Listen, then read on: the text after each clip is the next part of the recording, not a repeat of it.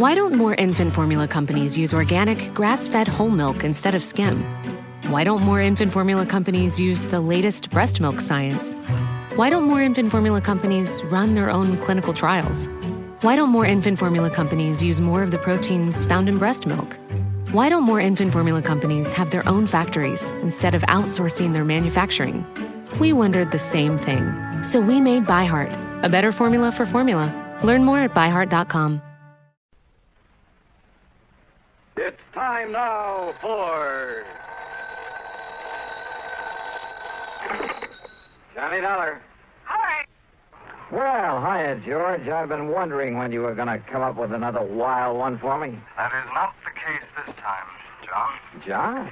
Tell me, how is your, have you had a security clearance lately? Well, sure, in connection with that rocket fuel case I handled. Good. But, now, what's this all about? Well, I can hardly discuss it with you over the phone. Oh, top secret, huh? Top secret, and of tremendous importance. Okay, George. I'll run over and see you.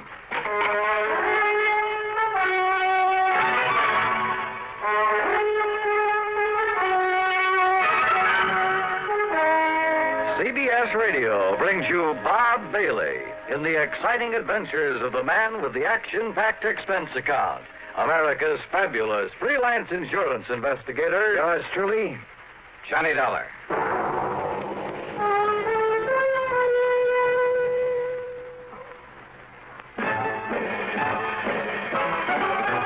Are you smoking more now, but enjoying it less?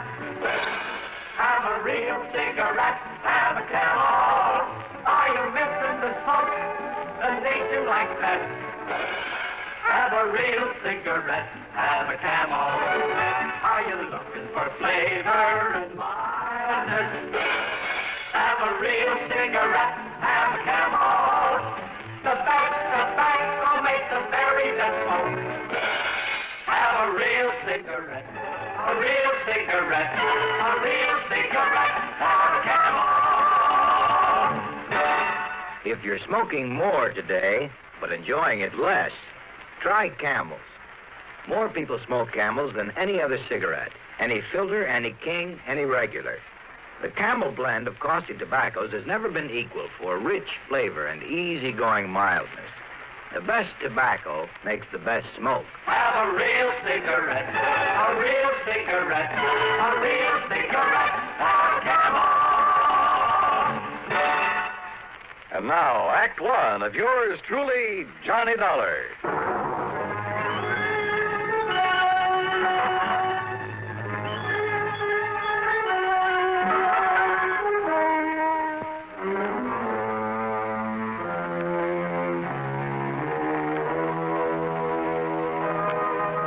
Expense account submitted by Special Investigator Johnny Dollar to Floyd's of England, North American Office, Hartford, Connecticut. Following is an account of expenses incurred during my investigation of the missing missile matter.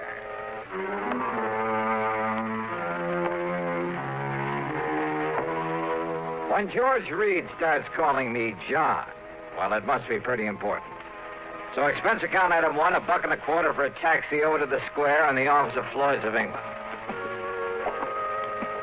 We'll use this rather isolated office in the back so as not to be disturbed. Yeah, okay. Or overheard. Now, if I seem to be somewhat vague about this whole thing, I assure you it's only because of my own rather limited knowledge of... Well, sit down, Joe. Oh, yeah, sure. Well, you can hardly expect me to investigate something unless I know what it's all about. Well, John, out on the West Coast... Oh, come off this John stuff, will you? I'm sorry, Johnny. But now listen. Yeah, shoot. Out near Los Angeles, in North Hollywood to be exact, is a small plant that operates as the Smithwick Paint Remover Company. Oh, what's so all-fired mysterious about that? Not one drop of anything even faintly resembling paint remover has ever been put out by them. Huh? Actually, that name is only a blind, a cover-up. Yeah? For what? An outfit that might better be called the Smithwick Missile Development Company. Government stuff, huh? Johnny, they have no official connection with our government whatsoever. But unofficially? That's the sort of question we never asked. So far as anyone knows, our government simply doesn't recognize them, gives them no support, financial or otherwise. So far as anyone knows.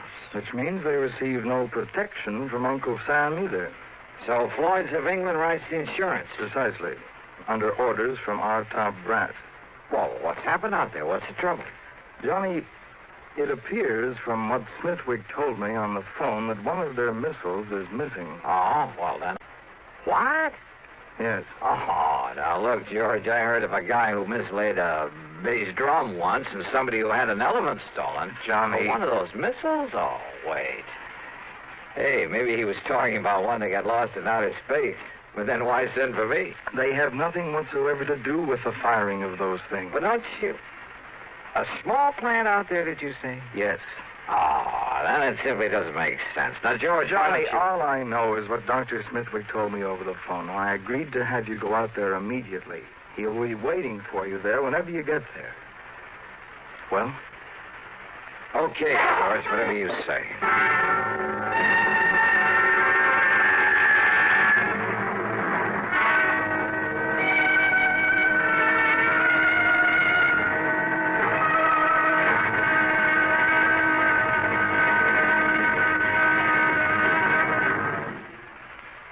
Hola, amigo.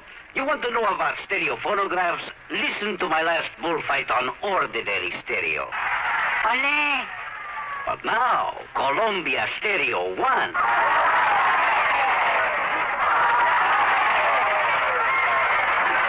There is a corrida de toros. Free, lifelike, magnifica. There is such a big difference in stereo phonographs. With most, all you get is a couple of speakers shooting in different directions. But with Columbia, hombre, you get fantastic stereo projection. What it does is to send circles of sound sweeping through every inch of a room. You are surrounded with live sound, live feeling, live passion. Ole! Ole! How they cheered me. Ask your Columbia phonograph dealer to demonstrate Stereo 1 by Columbia. Prices start as low as $39.95 for portables, $129.95 for consoles. El Picador! Who let that bull out? And now, Act 2 of yours truly, Johnny Dollar and the Missing Missile Matter. Expense account item 2, $8 for a plane to New York. Item 3, $176 1/4 for a 707 to Los Angeles. I arrived about 6 p.m. Pacific time. Item 4, $50 deposit on a rental car, and I drove to North Hollywood, to the so-called Smithwick Paint Remover Company.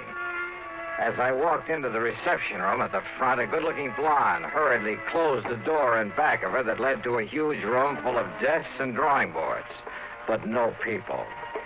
Yes, sir. Oh, my name is Dollar, Johnny Dollar, and I'm here. Johnny Dollar, the insurance investigator. Gee. My name's Gloria, Johnny. Gloria Snowden. Miss Snowden? Will you just call me Gloria, huh? Why not? But look, I've come to see Dr. Smithwick. Oh, that's too bad, Johnny. He isn't here. Is what? Well, he left very suddenly late this morning for Washington or someplace, I guess. Oh, now that's funny. After asking He for me asked to me be to sent. be sure and stay here until you came, and... Gee, I didn't think it was really going to be you, Johnny. He just said Mr. Dollar would be arriving. But anyhow, when he makes these sudden trips, he's always back here first thing in the morning, and I'm sure he wants to see you. So my. Funny, though. What? What, Johnny?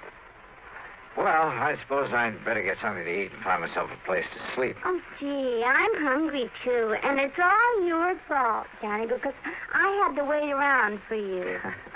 Well, then the least I can do is take you out to dinner, okay? Oh, gee, yeah. And I'm free all evening, too, Johnny. Great. We'll do the town. Now, is there a hotel or a motel around here where I can hang my hat? Oh, gee, I don't... Well, there's the Paradise Motel over on North Sherman Way. It's kind of a smallish place. On North Sherman Way. 1131. Then just let me drop off my luggage, shower and shave, and I'll pick you up. Where do you live, Gloria? Oh, I'll just wait here for you. I have a couple of things I ought to do before I leave. Okay, whatever you say. And you don't mind?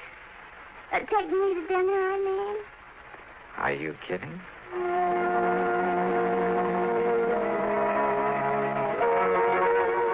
Funny. All this big emergency, all this hurry. The man who'd sent for me was off somewhere else. I should have asked for directions because it was over half an hour before I finally found the Paradise Motel. It was hardly the place I would have picked, but oh well.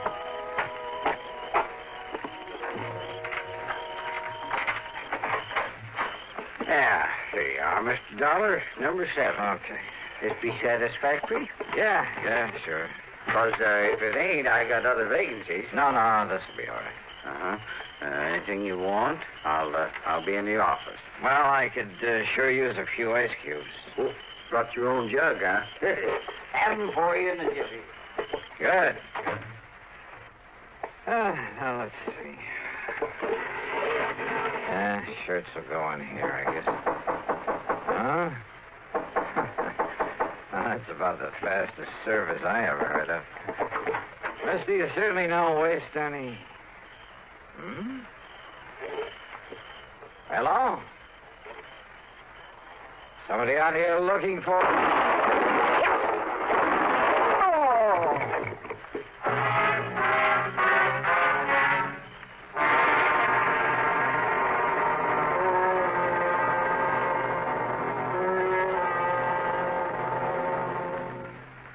Act 3 of yours truly, Johnny Dollar, in a moment.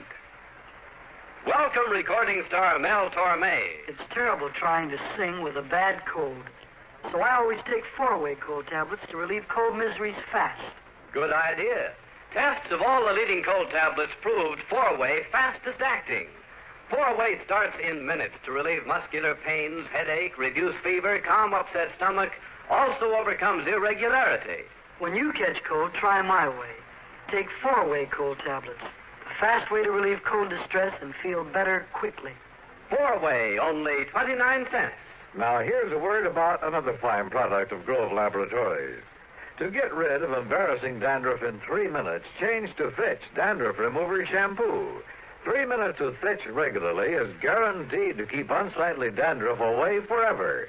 Apply Fitch before wetting hair, rub in 1 minute. Add water, lather 1 minute. Then rinse 1 minute. Every trace of dandruff goes down the drain. 3 minutes with Fitch and embarrassing dandruff's gone. At the same time, Fitch can brighten hair up to 35%. Get Fitch Dandruff Remover Shampoo today. And now, Act 3 of yours truly, Johnny Dollar.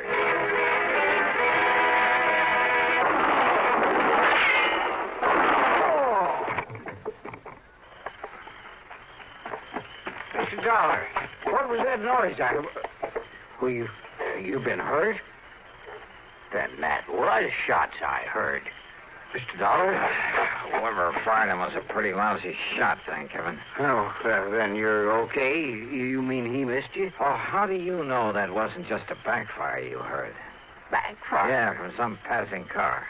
Well, don't you tell me that was any backfire. Wait a minute. He, did you say? Well, yeah. Well, did you see him? Get a look at him. Oh, no. I was in back at the ice machine. So we could have gone into the office to look up my room number. I heard the noise and that car pulling away, and I just come running. Yeah, that car must have been waiting around the other side of this motel. Now, look, mister, what'd you say your name is? Barnwell. Jed Barnwell.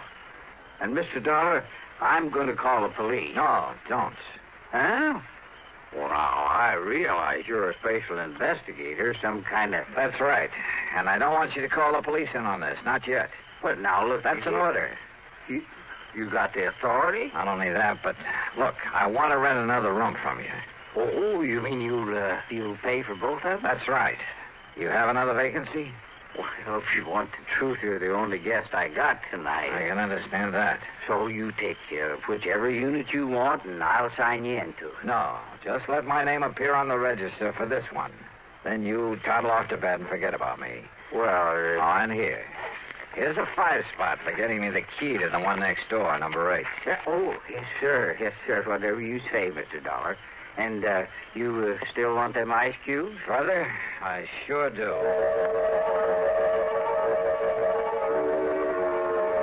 I left one handbag and its contents in number 7. Then I sat quietly in the darkness of my own room and waited.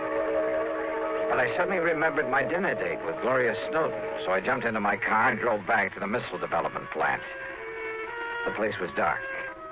I drove to a corner drugstore to a phone booth and looked for Gloria's name in the directory. It wasn't. So, back to the motel. In number 7, the room registered to my name. The door was still locked. I went back to number 8 and sat there trying to think this thing out. Huh? I doused the light, pulled my gun out of the holster, and sneaked quietly to one side of the door frame.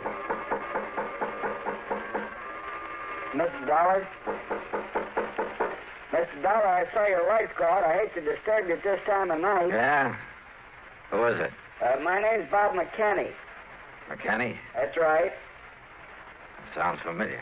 Well, I used to work for CBS Radio, and, I used to handle that program dramatizing your insurance case. Oh. I want to talk to you. It's important. All right, come in, Bob. Hey, what's in that box? It's a tape recorder, kind of a special one. When old Jed Barnwell, he's a kind of a gabby old guy. Yeah, he sure is. Well, when he told me you were staying here, well, Johnny, I figured I'd better get to you and tell you about... About what, Bob? About some code signals I have here on tape. I picked them up about an hour ago. Morse code signals? Yeah, international code. It's like this, Johnny. I have my own amateur license, W6VFG, and I fool around with a lot of high-frequency experiments. So? Well, I got a couple of wires crossed on my receiver. It took me to a frequency that isn't even supposed to be on the air anywhere. Yeah? I started hearing what I thought was a high whistle. It was so high it was barely audible, like an oscillator note, a continuous squeal.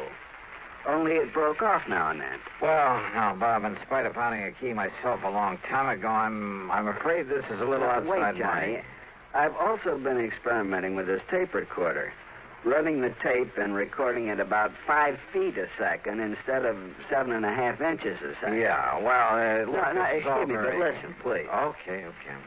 I recorded that squeak, running the tape real fast, and then I played it back slowly. You know what it was, Johnny? All right.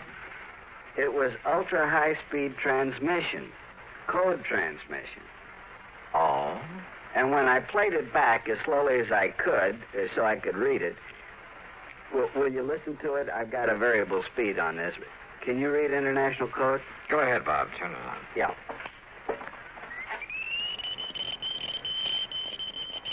Oh, can't you slow it down a bit? Maybe if I hold it back on the reel. Wait a minute. Listen to that. That's what I mean, Johnny. It's legitimate code, all right, only... Well, have you any idea what language that is? I certainly have. Well, what? Whatever that message is, well, it wasn't intended for anybody this side of the Iron Curtain. And did you understand just, maybe a couple of words? Yeah. Now, look, have you any way of telling where that signal comes from? Well, it was mighty powerful, like it was real nearby. Ultra-high-speed transmission.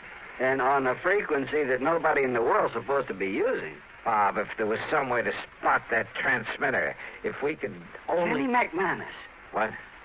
If I can rig that direction finder at Kenny's to my receiver, when it's rigged to catch a signal... Then do it. Get hold of McManus and his direction finder and trace down the source of that signal. Meantime, leave this tape recorder with me. I'm going to round me up an interpreter. Then you caught those 2 familiar words in that message. My name. That's right, they were. Johnny Dollar.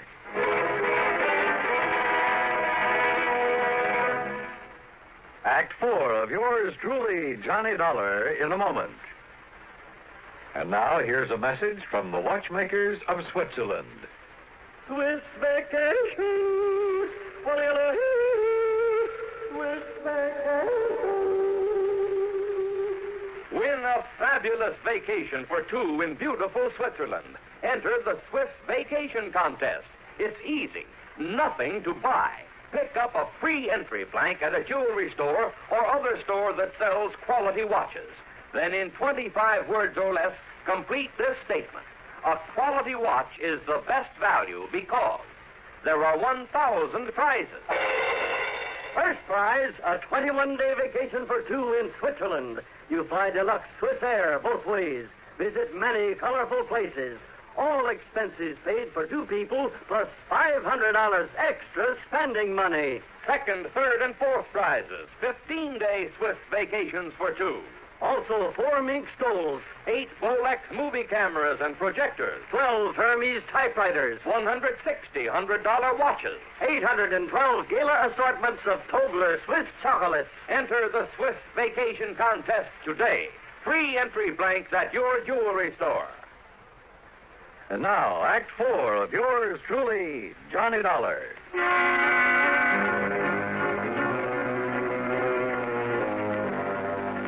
Two familiar words and that high-speed code message that Bob McKinney had intercepted.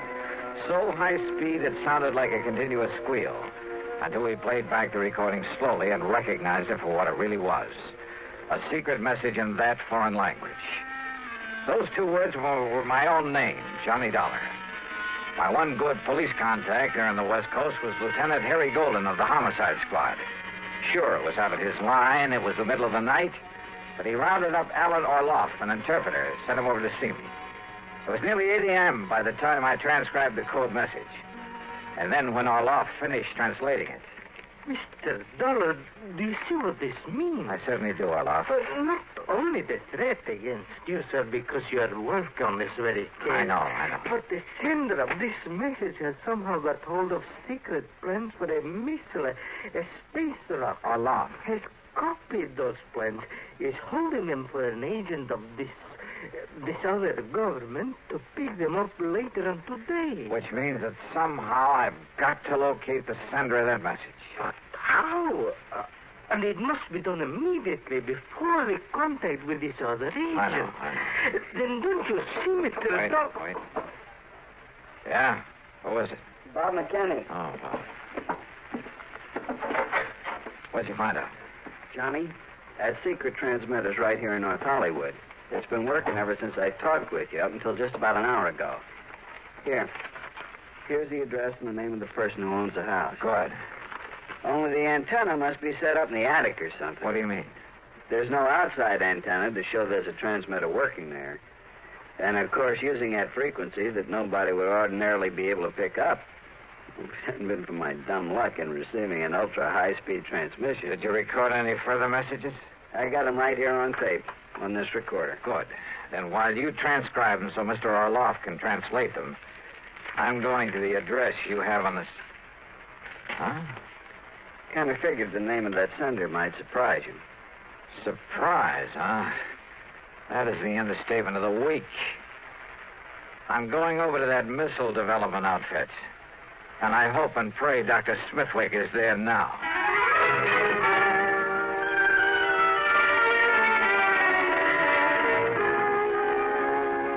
So perhaps I was wrong, Mr. Dollar. After all, I'm a scientist, not a file clerk.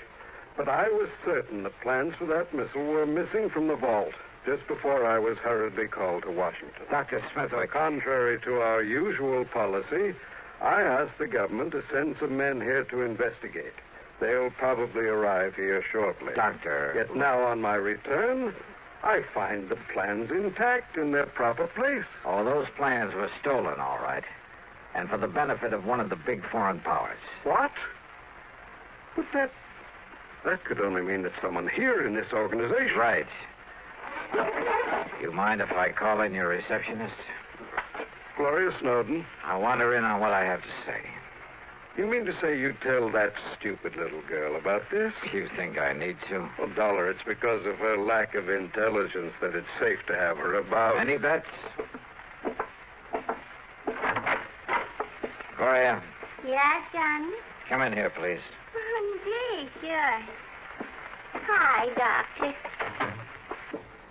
Now, Mr. Dollar. Doctor, Gloria was the only one beside yourself who knew I was out here, who could have arranged or carried out the attack on me last night. Attack? More important, She's the last one you'd suspect of being able to gain access to your vault, of taking the plans, having them copied, and preparing to turn them over to a... Well, it sounds corny, but to a foreign agent. Are you serious? Whatever you mean by that. However, having intercepted a radio message sent out from a transmitter hidden away in her home. Well, this, Doctor, is a slowed-down, intelligible tape recording of that message. Well, I don't know what... Well, Gloria, or whatever your real name is. Very well, Dollar. And, of course, neither of you gentlemen can be allowed to leave this office. Gloria, that gun. That's right. Any famous last words, Dollar? You know, Gloria, this tape recording is the only real evidence I have against you. What? So what? So here. Maybe you'd like to have it. Oh, no, you...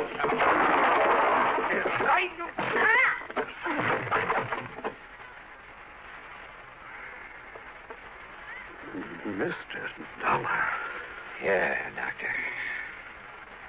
And maybe those G-men you sent for will keep the date she made with her contact. The one supposed to pick up those plans from her.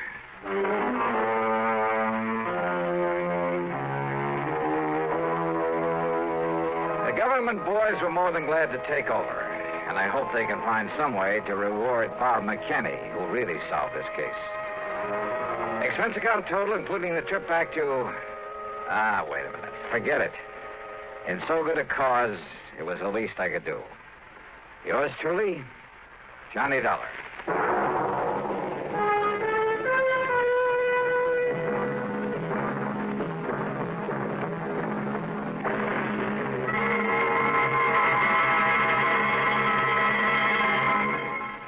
Our star will return in just a moment.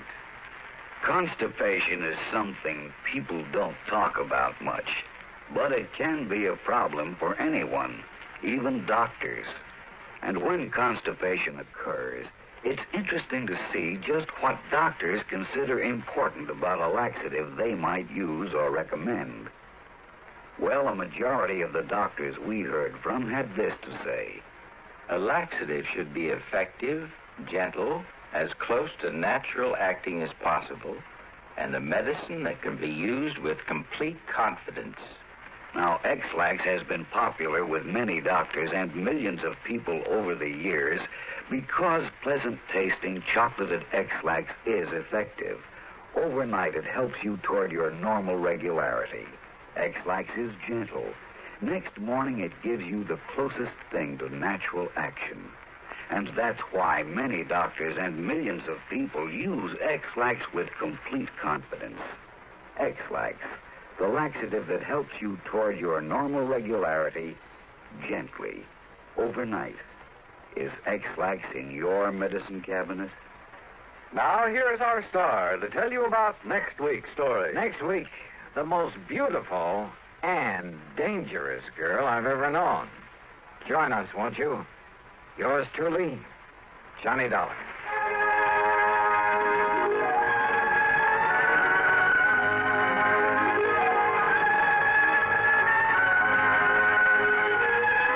Yours truly, Johnny Dollar, starring Bob Bailey, originates in Hollywood and is written, produced, and directed by Jack Johnstone.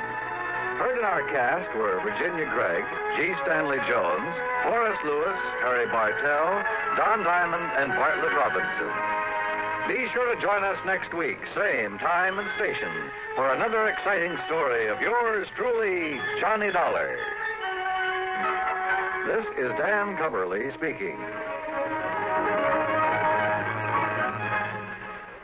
This is the CBS Radio Network.